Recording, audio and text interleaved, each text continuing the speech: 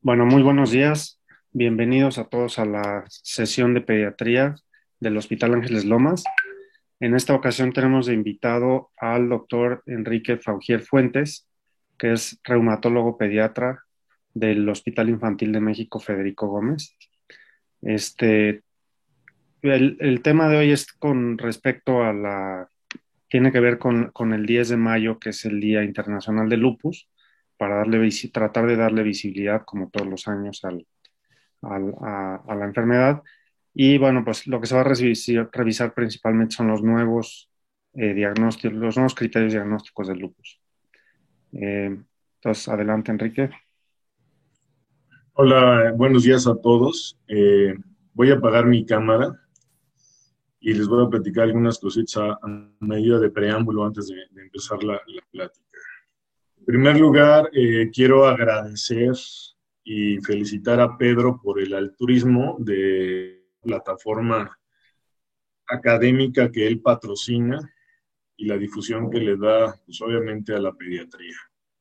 Por otro lado, efectivamente, el 10 de mayo se inició como una fecha conmemorativa a partir del 2004 en el Congreso Internacional de Lupus, con el objetivo de hacer una difusión masiva, concientización de la enfermedad, eh, vamos a decir, poco conocida, compleja, difícil de diagnosticar, y a partir de ahí cada 10 de mayo se conmemora. De igual forma, la plática que vamos a dar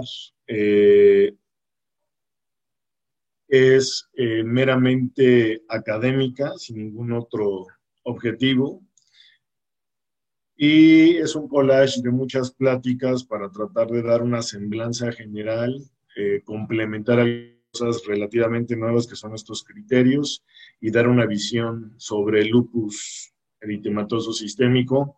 Y como soy reumatólogo pediatra, pues obviamente un enfoque de reumatología pediátrica. ¿De acuerdo? Estos son nuestros objetivos. Cabe señalar que en México, país, sabemos 103 reumatólogos pediatras certificados en todo el país. Por consiguiente, es importante que ustedes conozcan y busquen, que lo pueden hacer a través del Colegio Mexicano de Reumatología y los reumatólogos certificados que estén cerca de su localidad, entidad federativa u hospital. El lupus es desafiante, el paciente puede irle muy bien, el lupus puede estar limitado solamente a piel, puede ser una afección sistémica y cosas muy, muy graves como afección de riñón y sistema nervioso central, lo cual da un pronóstico malo en inicio. ¿De acuerdo? Entonces, por definición, el lupus es el prototipo de la enfermedad autoinmune. Es una enfermedad crónica, autoinmune, multisistémica, que obviamente está mediada por anticuerpos, es episódica, es recurrente y la expresión de esa enfermedad es variable en cuanto a cada individuo y vamos a decir, cada individuo va a tener una forma de expresarse y un órgano blanco. De igual forma, el lupus en algunas literaturas se ha descrito también como el gran imitador. Puede asemejar infecciones, puede asemejar neoplasias. Entonces, el abordaje clínico debe de ser la base del sustento del diagnóstico, pero ante todo debe de haber la sospecha.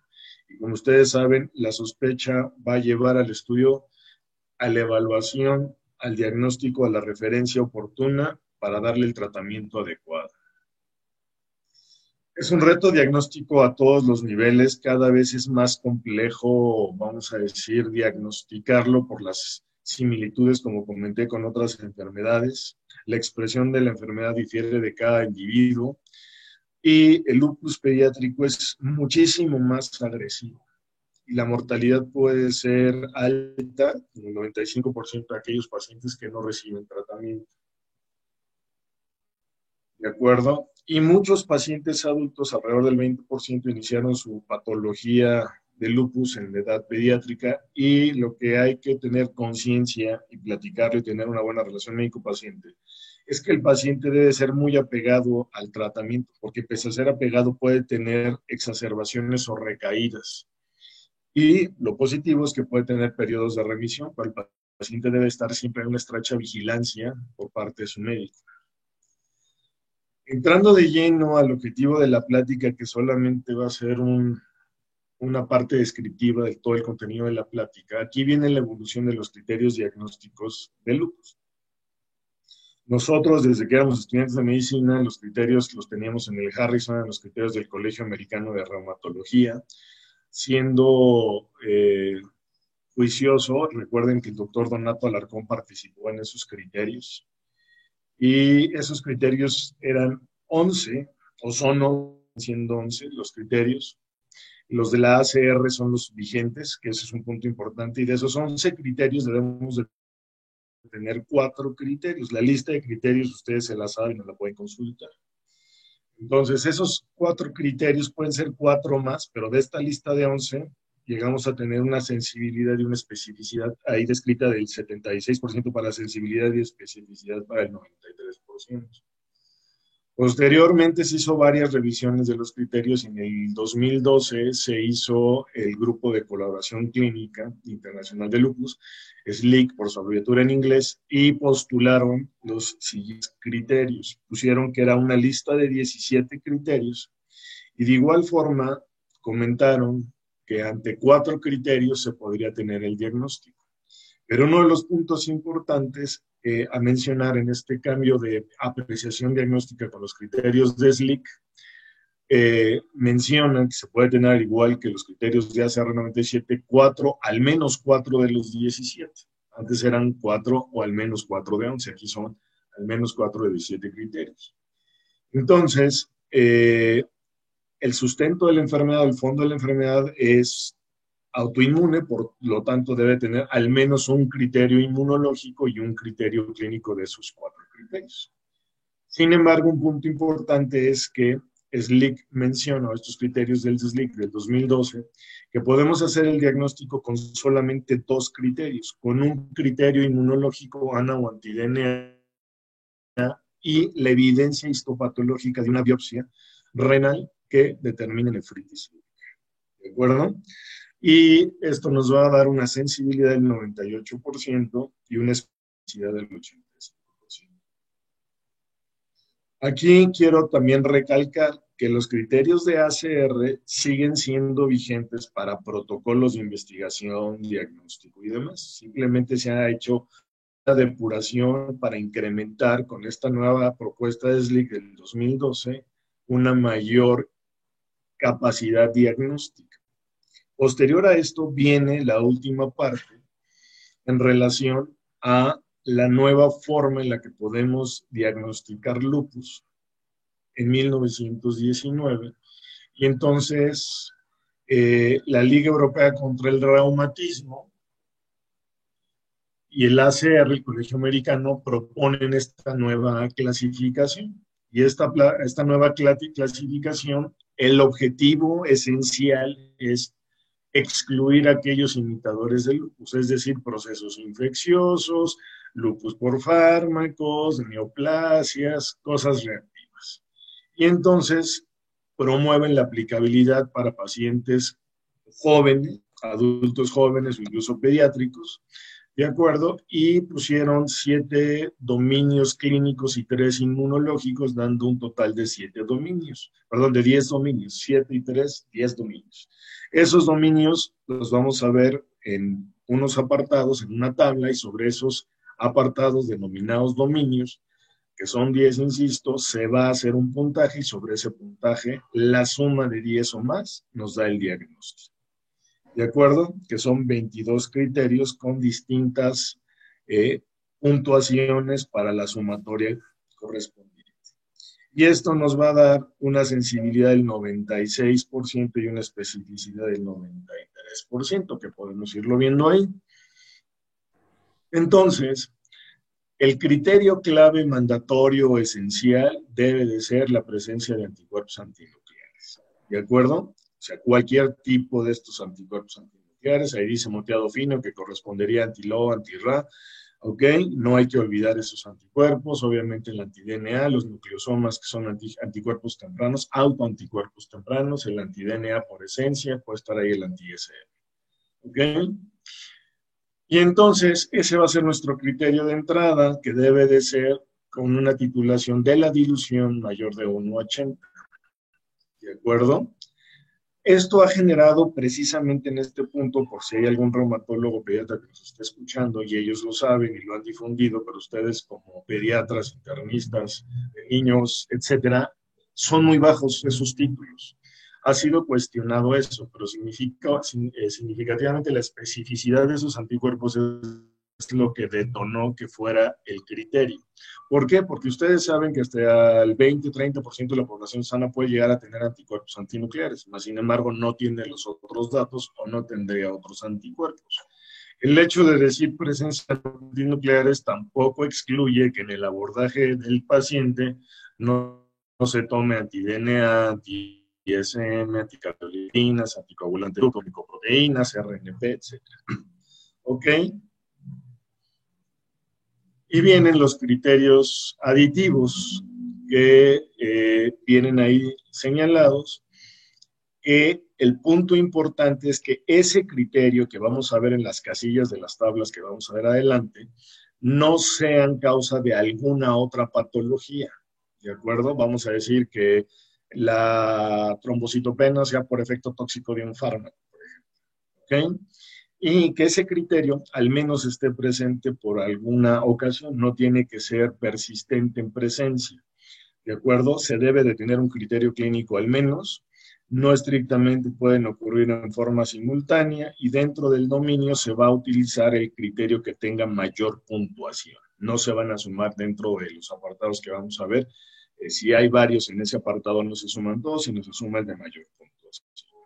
Esta es la tabla original de la publicación. Como pueden ver arriba está los anticuerpos antinucleares comentados previamente y la descripción de lo que comenté, y luego vienen los criterios aditivos, clínicos e inmunológicos, del lado izquierdo los clínicos, del lado derecho los inmunológicos y la puntuación correspondiente, y como comentamos, más de 10 hace el diagnóstico.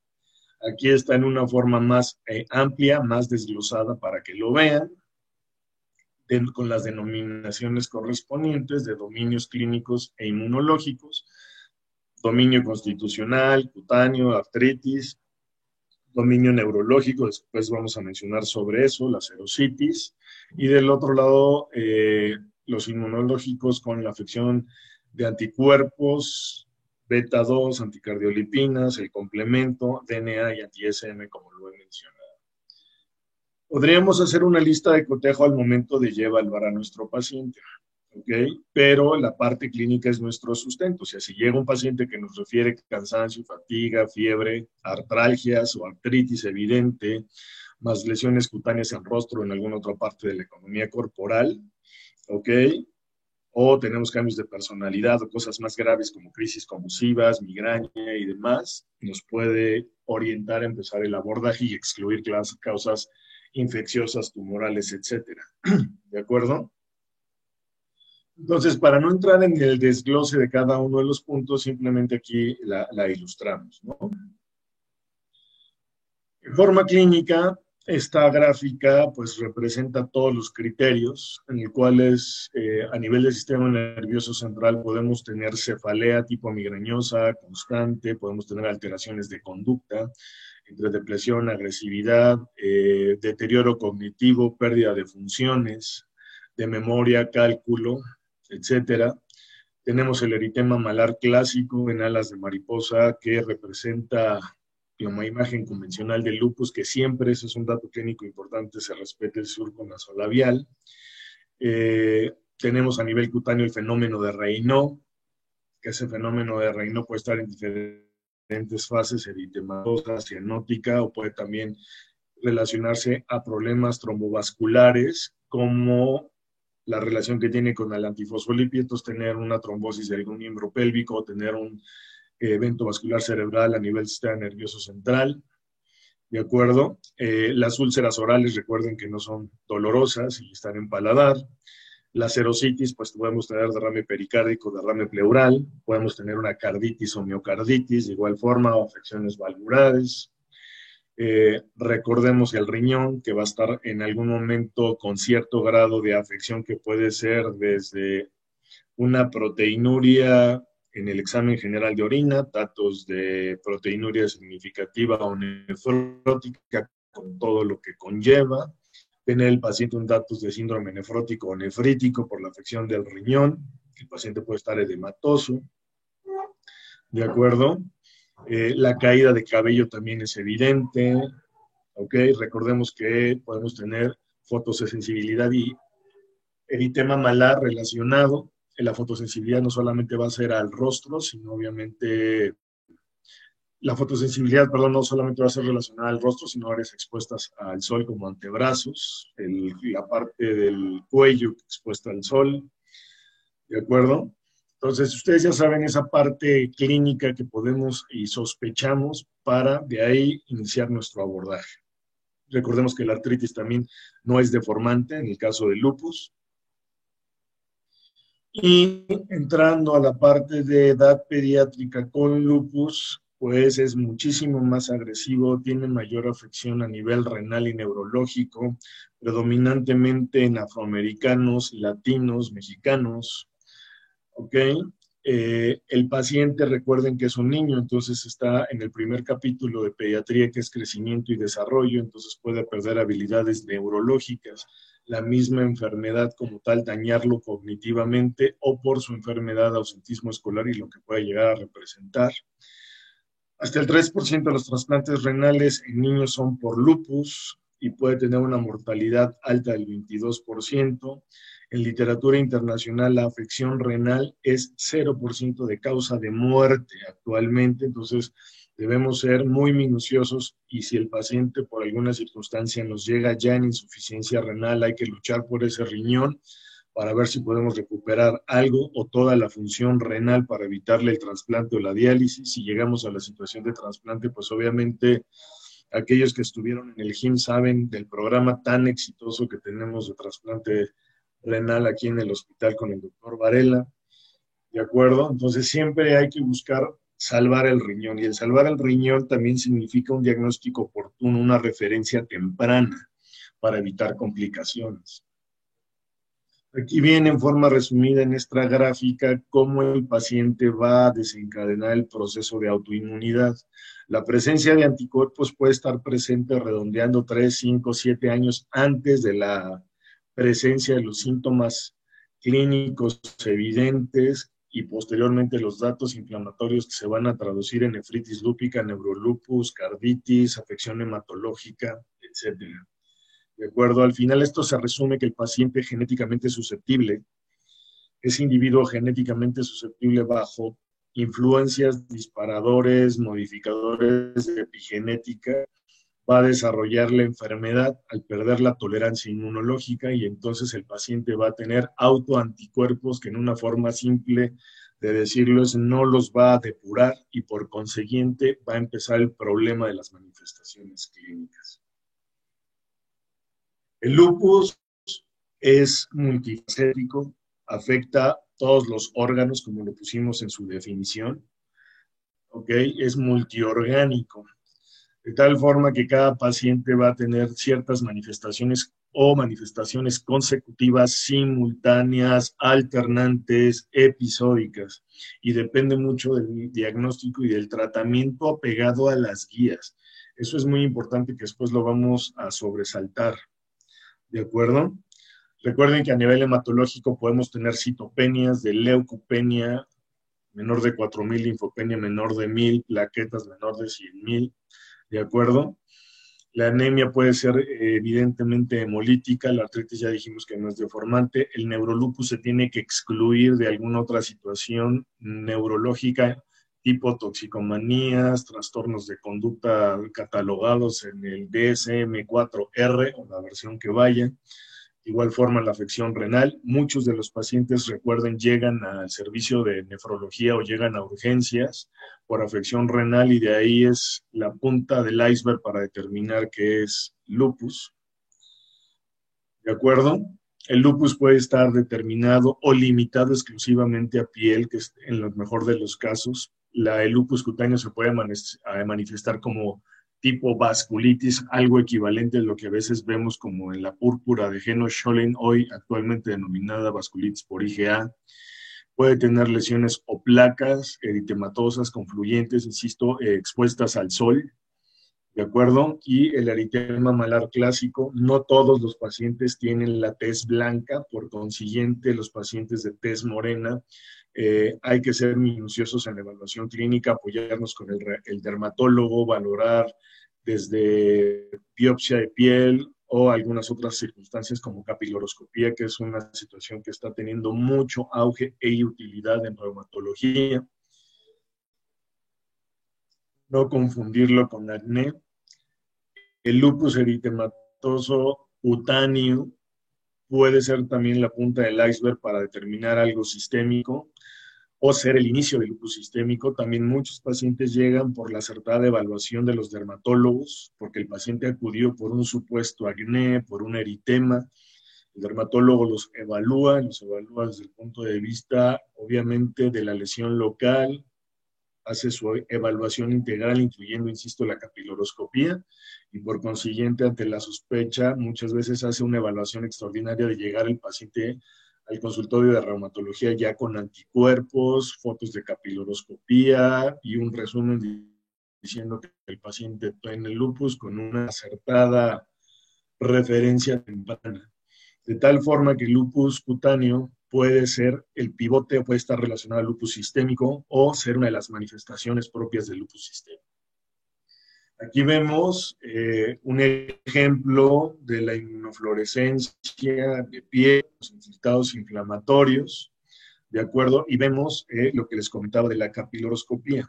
Hay un diplomado incluso de capiloroscopía, el cual nos va a enseñar el proceso inflamatorio de neoformación, de trombosis, que tiene el lecho unguial y nos puede decir u orientar hacia el diagnóstico y nos puede decir también si el paciente está en adecuado tratamiento, que esté mejorando a través de la capiloroscopía el patrón o que definitivamente esté por recaída de la enfermedad. Algo que es muy importante, que ustedes ya conocen, es la nefropatía lúpica. Existe la clasificación de la Sociedad de Nefritis. Son 6 grados, perdón.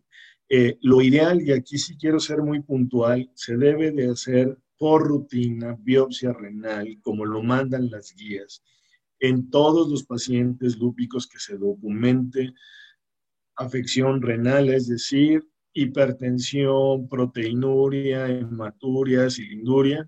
El paciente debe ser evaluado y no retrasar el diagnóstico y el procedimiento de una biopsia renal, porque eso nos va a dar un punto de partida, ¿de acuerdo? Porque incluso el 20% de los pacientes con lupus pueden tener recaída en el transcurso de su vida, más si es un paciente pediátrico, porque tiene más camino por recorrer de la afección renal. E idealmente se debe hacer la biopsia con los 3 procedimientos y 3, vamos a decir, formas de procesamiento, que es las tinciones habituales, la inmunofluorescencia y microscopía electrónica. Y de ahí tener un punto de partida para determinar la respuesta al tratamiento, si el paciente no mejora o si mejora o si tiene una recaída o en su momento tiene criterios para una segunda biopsia, tener la evidencia de qué fue cómo inició y cómo está en el momento que requiera la segunda o incluso tercera biopsia. Lo que es importante en este punto es que las nefropatías 4 tienen, a partir de la 4, tienen, por decirlo de alguna manera, un protocolo de tratamiento diferente al grado 1, 2 o 3.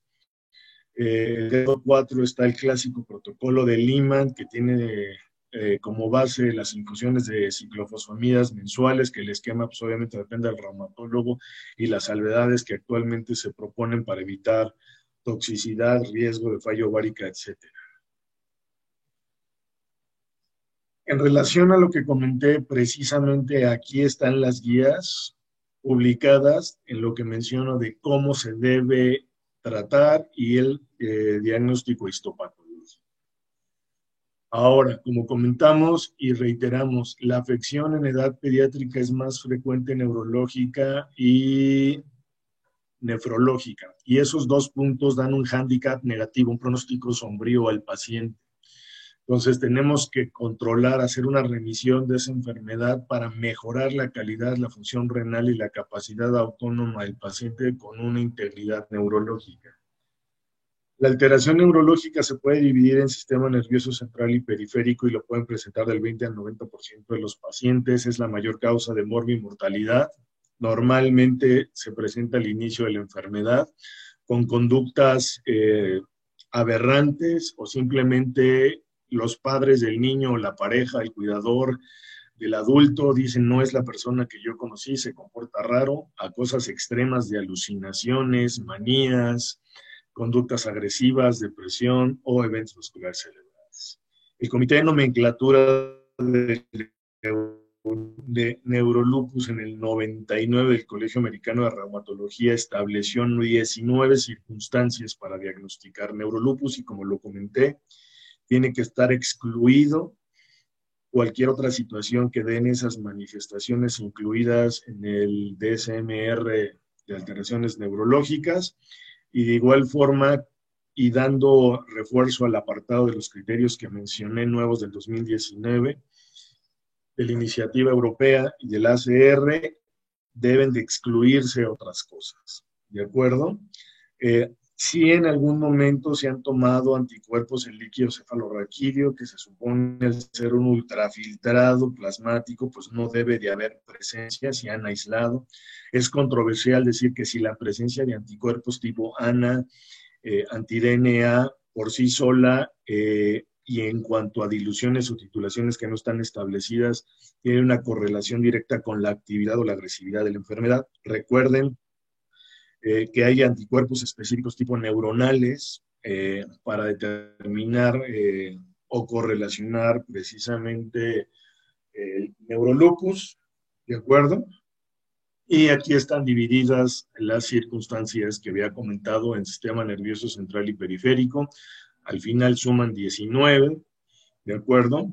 La meningitis aséptica, que no es exclusiva de la enfermedad reumática de lupus, puede estar en artritis, puede estar en Kawasaki, ¿de acuerdo? Lo que habíamos comentado, enfermedad de cerebrovascular, la afección desmielinizante, neuropatías periféricas, afección de nervios craneales y las situaciones de conducta que muchas veces se manifiestan y el paciente tiene miedo o pena. Con los niños, por ejemplo, lo vemos que alucinan, literalmente oyen cosas, ven cosas, se espantan por lo que ven, ¿de acuerdo? O lo que oyen, porque muchas veces son instrucciones de carácter de lesiones o malos consejos o autolesiones, etcétera.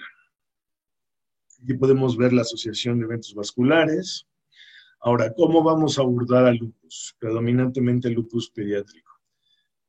Punto importante, no existe un laboratorio, un resultado de laboratorio específico para lupus. Sí, los anticuerpos tienen cierto peso, pero tienen que tener un soporte de sustento clínico. Los retantes de fase aguda, al igual que en otras circunstancias, en otras enfermedades autoinmunes, infecciones pueden estar o deben estar elevados. La anemia es muy común, que podríamos tener dos situaciones de anemia, una por la enfermedad crónica desgastante y la otra por una actividad de la enfermedad como una anemia hemolítica con un CUMS positivo de HL alta, etcétera. La leucopenia, como ya comentamos las cifras de leucos y plaquetas. De acuerdo al examen general de orina puede estar totalmente limpio, tener datos sugerentes de afección desde una proteinuria simple a una proteinuria significativa o nefrótica. Cuando se evalúa ese examen general de orina se tienen que valorar número de leucocitos, cilindros, células epiteliales, etcétera, y ver qué tanto grado de proteinuria para proceder a la recolección de orina de la proteinuria. Las guías resaltan la relación albúmino-creatinina, que es lo esencial también para los criterios de mejoría. Eso lo tenemos que tener en cuenta. ¿De acuerdo? Normalmente hay elevación de la inmunoglobulina G, una hiperglobulinemia y consumo de complemento. Puede estar el paciente coinfectado en el momento del diagnóstico, de la sospecha, diagnóstico de la evaluación por un paciente que hizo en la evaluación precisamente de los elementos sanguíneos tipo leucocitos, los niveles de complemento. ¿Cuáles son los anticuerpos que hay que solicitar? Pues los que ya mencionamos, los que vienen en la tabla, los más específicos son el ANA los más específicos son el anti-SM y el anti-DNA. El ANA por la frecuencia nos sirve en relación a lo que hemos comentado como tamizaje. Las anticardiolipinas y beta-2 son dentro de los criterios inmunológicos del lupus, pero también nos pueden orientar a la asociación de síndrome antifosfolípidos. Este es el patrón de inmunofluorescencia, que obviamente cambia. Hay congresos mundiales de patrones de anticuerpos de inmunofluorescencia y cada vez se han descrito más y se hace una correlación entre los anticuerpos antinucleares y el patrón de inmunofluorescencia y la correlación de enfermedades o comportamiento de las enfermedades reumáticas. Y el tratamiento. El tratamiento, de igual forma, es dirigido en cuanto a las guías. Hay un arsenal de medicamentos y ese arsenal debe de ser perfectamente bien utilizado por el médico capacitado, que es el reumatólogo de adultos o de niños. No es a libre albedrío, ya hay guías, como comentamos, de nefritis lúpica, hay guías para refractariedad de afección hematológica, de afección de neurolupus. La inmunoglobulina no es la panacea de darle gamaglobulina, en lo que averiguamos, la gamaglobulina tiene también sus indicaciones. Hay indicaciones del Comité del Instituto Nacional de Salud de Inglaterra, hay recomendaciones internacionales, se supone que debe de haber un comité de gamaglobulina en el hospital para evitar precisamente el sobreuso.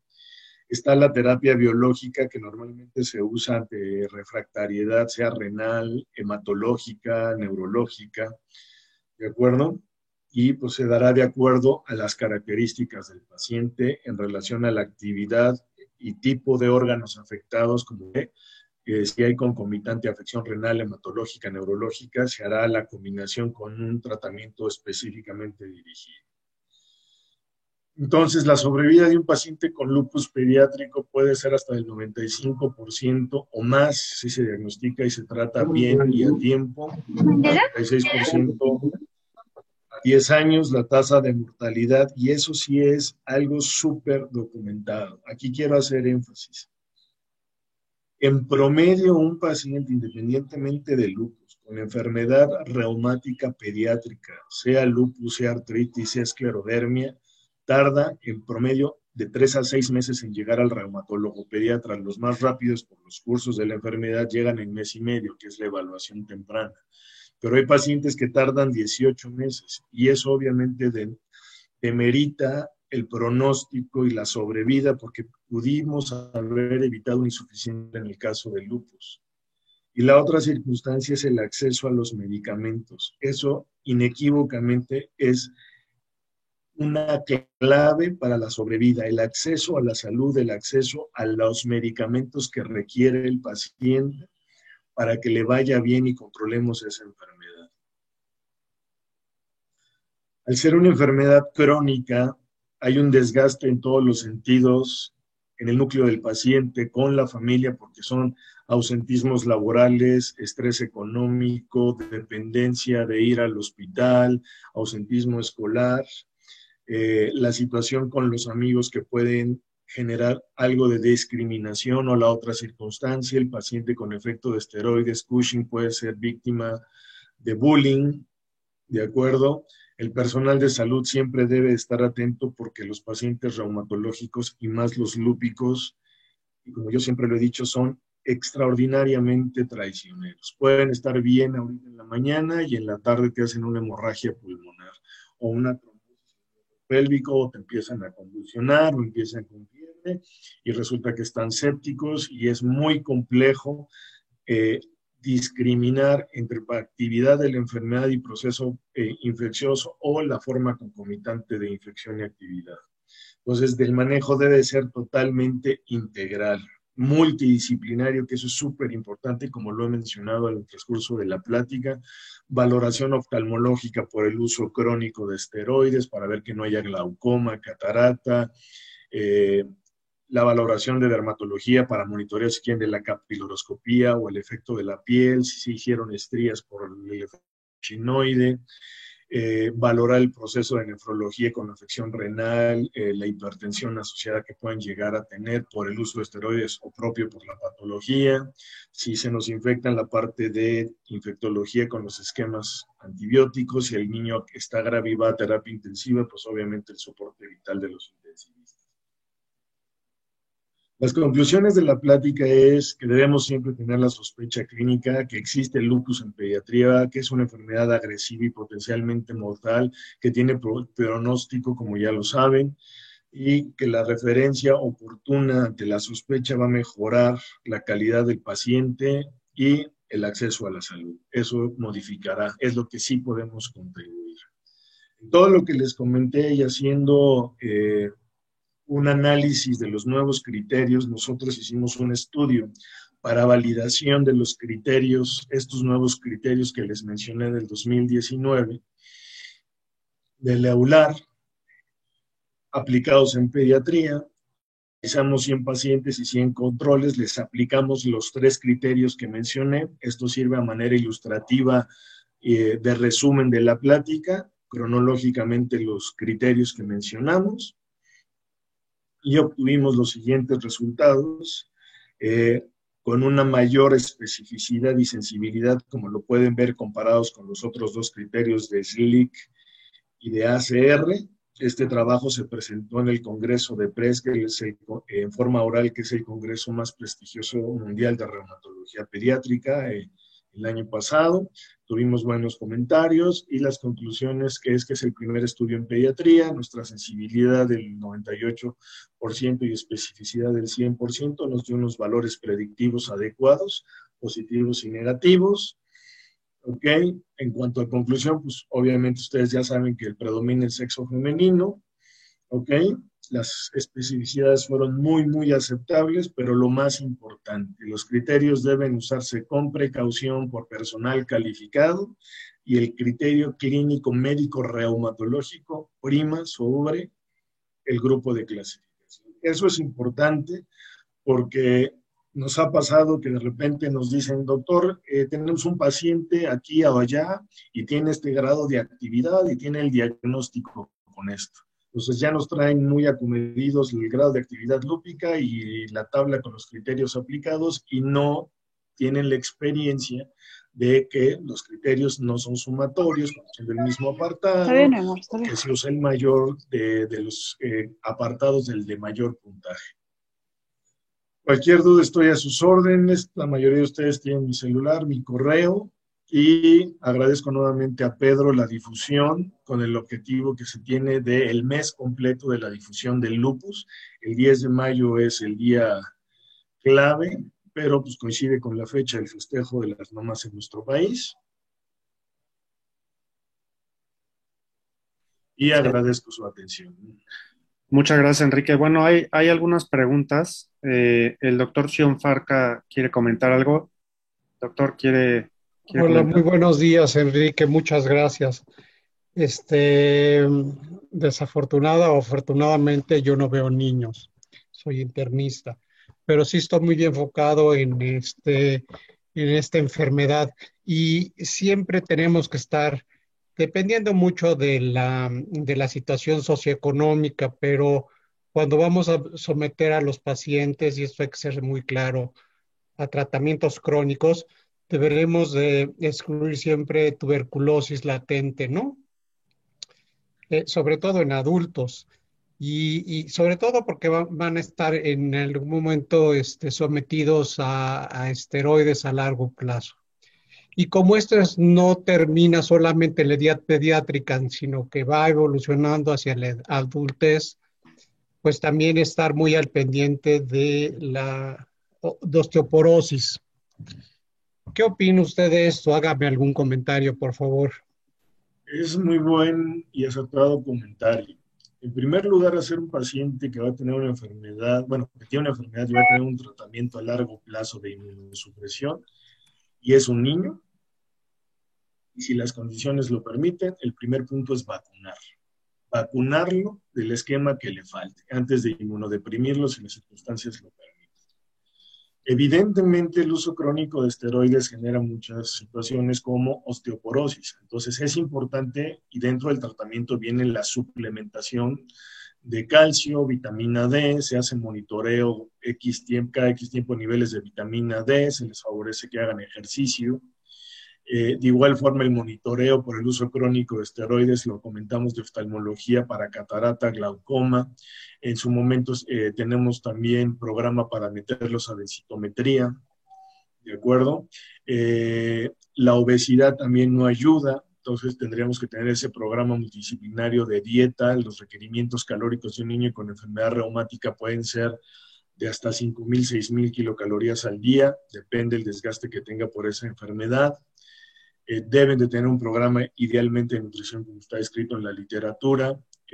Es un niño que se va a convertir en adulto y vamos a pasar una estafeta a los reumatólogos o internistas. Entonces, ese niño debemos vigilar que su crecimiento, desarrollo, habilidades cognitivas, el rendimiento académico escolar sea el adecuado, social, que el niño juegue, participe en las actividades propias de un niño de su edad, independientemente que también hay campamentos, fundaciones donde van exclusivamente niños con el padecimiento reumatológico específico. Entonces, al final la plática fue una visión general, pero sí cuidamos todos esos detalles, ¿no? También la evaluación psicológica o psiquiátrica, en el sentido de que un paciente con una enfermedad crónica que depende de medicamentos, que en su momento se hace consciente que es una carga económica y emocional para la familia, entra en depresión, hemos tenido intentos suicidas. También su autoimagen cambia con el síndrome de Cushing que tienen secundarios al uso de esteroide, a las estrías, al hirsutismo por esteroides, etcétera. De hecho, hay varios programas, uno de ellos muy exitoso en Monterrey por la doctora Nadina Rubio, de clínica de transición, aquí en México, país, en Monterrey ciudad, en el cual se hace un traslape entre una evaluación simultánea entre adultos y personal pediátrico, tipo nutriólogo, psicólogo, internista, reumatólogo, etcétera. Entonces, el manejo integral siempre está en papel. El problema es las dificultades administrativas, sociales, económicas, interinstitucionales para hacerlo. Muchas gracias. Sí, es una enfermedad que requiere de un equipo multidisciplinario, de acuerdo. Gracias, doctor Farca. El doctor Salvador Amor quiere hacer algún comentario. Sí, buenos días, Enrique. Hola. Más que nada, felicitarte por tu plática. Y te quería hacer una pregunta. Nosotros como pediatras, evidentemente, el diagnóstico temprano es lo importante. Ya comentaste que pasan 6 meses o más quizás a que hagamos el diagnóstico y este diagnóstico tardío pues compromete obviamente la evolución y el tratamiento del paciente. En tu experiencia, ¿cómo ves tú, por ejemplo, diagnósticos diferenciales como la enfermedad de Lyme? ¿Qué tan común es eso? O en tu experiencia, ¿cuál es el diagnóstico erróneo que hacemos para confundirnos y no mandar oportunamente al paciente con lupus con ustedes los reumatólogos? Gracias, Salvador. Mira, es una extraordinaria pregunta, interesante, que tiene dos caras. Actualmente hay mucha tendencia a Lyme, a buscar Lyme y un sobrediagnóstico de Lyme.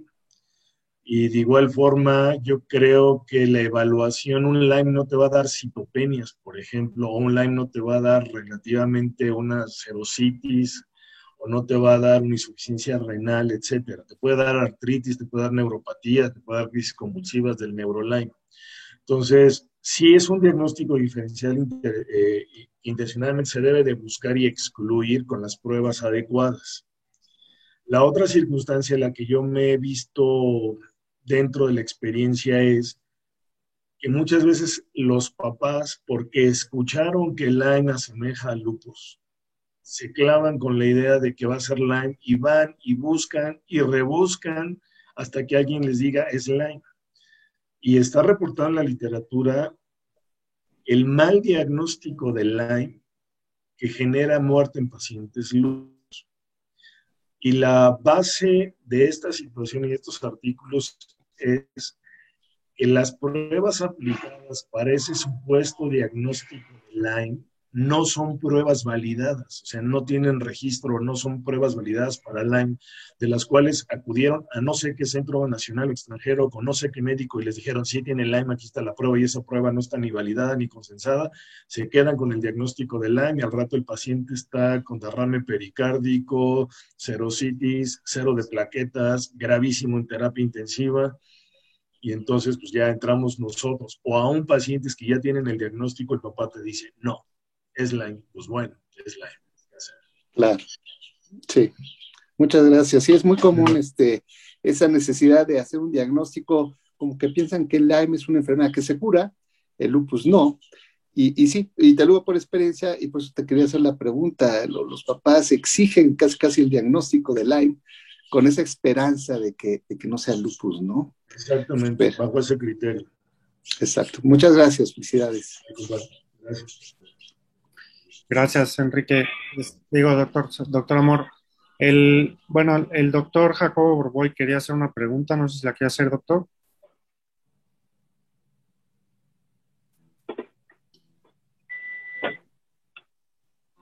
Doctor Borboy. Bueno, extrañamente... Pedro, yo quiero hacer una pregunta, Roberto Richheimer. Sí, adelante, doctor, por favor. Hola, gracias, muchas gracias, Enrique, excelente plática. Fuera del derrame pericárdico, ¿cuáles son qué otras manifestaciones cardiológicas han encontrado ustedes en pacientes con lupus? Son muy variadas, depende del estadio de la enfermedad. Podemos encontrar insuficiencias valvulares, que es lo más frecuente, valvulopatías, que es lo más frecuente, insuficiencias valvulares, predominantemente, rara vez realmente una miocarditis. Y nos han tocado pacientes que llegan con mucha falla cardíaca, con miocarditis, y pues obviamente el paciente nuevo que tiene trombocitopenia, leucopenia, miocarditis, y pues, oigan, parece que es lupus, pues sí, pero puede ser un Coxsackie, puede ser un Epstein-Barr. Al final ahí tendremos que valorar con los otros criterios. Los anticuerpos no salen normalmente en el mismo día, de un día para otro. Se hace la evaluación clínica integral del paciente, se valora utilizar en ese momento o esteroide o gammaglobulina para darle el beneficio al paciente de disminuir el proceso inflamatorio. Gracias, muchas gracias.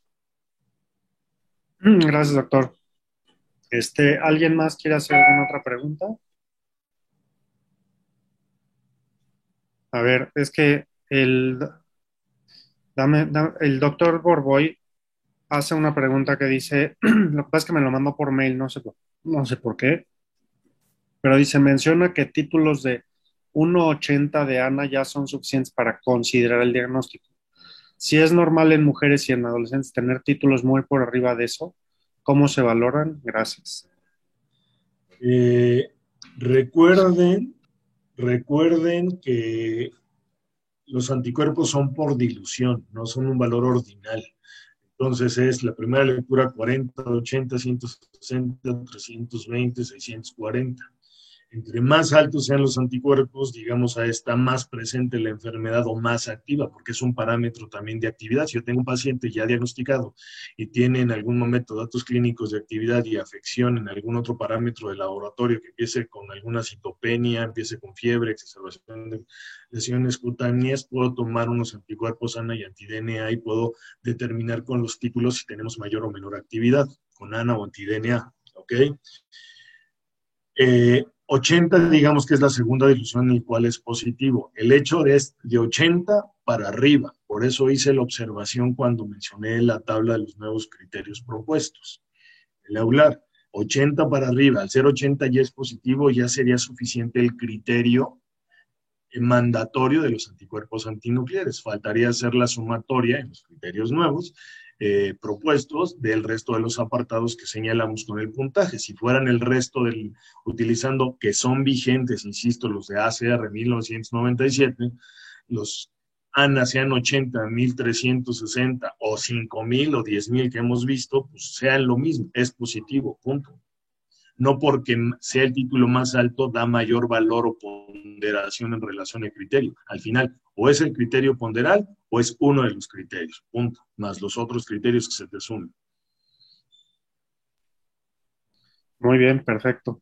Pues muchas gracias. ¿Alguien más quiere hacer otra pregunta, comentario?